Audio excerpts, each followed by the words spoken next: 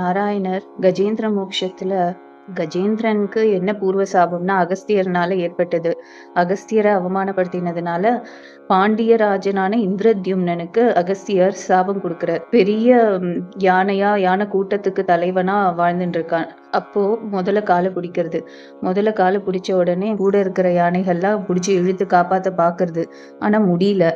இதுக்கு மேல இவனோட நின்னு பிரயோஜனம் இல்லைன்னு அவனுக்கு உள்ள கூட்டங்கள் எல்லாம் யானை கூட்டங்கள் எல்லாம் நம்போன்னு விட்டுட்டு போயிடுறது. அப்போ அந்த முதலைக்கு என்ன சாபம்? அந்த முதல்ல ஒரு பாவம் இல்லையா? அது ஏதோ தன்னுடைய வயிற்று பசிக்காக தானே யானை காலை பிடிச்சிருக்கும் அப்படின்னா அதுக்கு ஒரு சாபம் இருக்கு.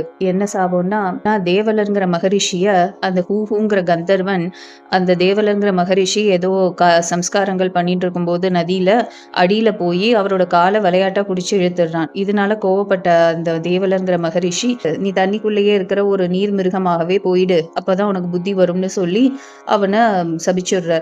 கந்தர்வன் தான் அந்த அந்த முதல்ல சம்ஹாரம் பண்ணிட்டு தான் அவர் கஜேந்திரனை காப்பாத்துறார். முதலைய சம்ஹாரம் பண்ணி அந்த முதலைக்கு மோட்சம் இல்லையானா அவாவாளுடைய ஆசையை பொறுத்துதானே அவாவாளுக்கு மோட்சம். இப்படி இந்த கஜேந்திரன் எத்தனையோ வருஷம் ஆஹான்னு கத்திண்டே இருக்கு. யாராவது நம்மளை காப்பாற்ற மாட்டாளா? நம்ம பந்துக்கள் போயிட்டா, காட்டுல இருக்கிற எந்த மிருகங்களும் எந்த சகாக்களும் நம்மளை காப்பாத்தலையே, யார்தான் காப்பாத்துவான்னு ஒரு பெரிய ஸ்தோத்திரம் பண்ணி பாகவதத்துல ஆதி மூலமேன்னு கடைசியா துதிக்கையை தூக்கி ரொம்ப சத்தம் போட்டு கத்துறது. அப்பதான் பகவான் எல்லா தெய்வங்களும் யோசிக்கிறதாம், யார கூப்பிடுறா ஆதி மூலமேன்னு? ஆதி மூலமேனா யாரு? நாம போய் காப்பாத்தலான்னா நம்ம பேரை சொல்லி கூப்பிடல. ஆதி மூலம்னா பிரபஞ்சத்துக்கே ஆதி மூலமா யார் இருக்கா? நாம இல்ல போல இருக்கே, நம்ம போய் காப்பாத்துறதான்னு ஒரு நிமிஷம் எல்லா தெய்வங்களும் அதை ஆச்சரியமா பார்த்து நம்ம போலாமான்னு யோசிச்சுட்டு இருக்கிறதே, அதுக்குள்ள அந்த நாராயணன் ஹரி நாராயணன் கருட வாகனனா ஓடி வரானாம். பீதாம்பர தாரியாக சங்கு சக்கர கதாத் பாணியாக ஓடி அந்த கஜேந்திரனுக்கு சாப விமோச்சனம் முதலைய சம்ஹாரம் பண்ணி கஷ்டங்களை நிவர்த்தி பண்ணணும் இல்லையா? அதுதானே பகவானுடைய லட்சணம்.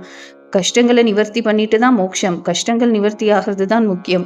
அதனால முதலைய சம்ஹாரம் பண்ணி அவனோட லோகத்துக்கு அவனை அனுப்பிச்சிட்டு தான் கஜேந்திரன்ட்ட பேசுறாராம். கஜேந்திரனுக்கு அவனுக்கு என்ன வேணும்னு மோட்சம் கொடுக்குறேன்னு சொல்லும்போது கஜேந்திரனுக்கு பக்தி பரவசத்துல பூர்வ ஜென்மத்துல பாண்டிய தேசத்து அரசனா இந்திரத்யும்னனா இருந்த போதே அவனுக்கு ரொம்ப பக்தி நாராயணர் கிட்ட.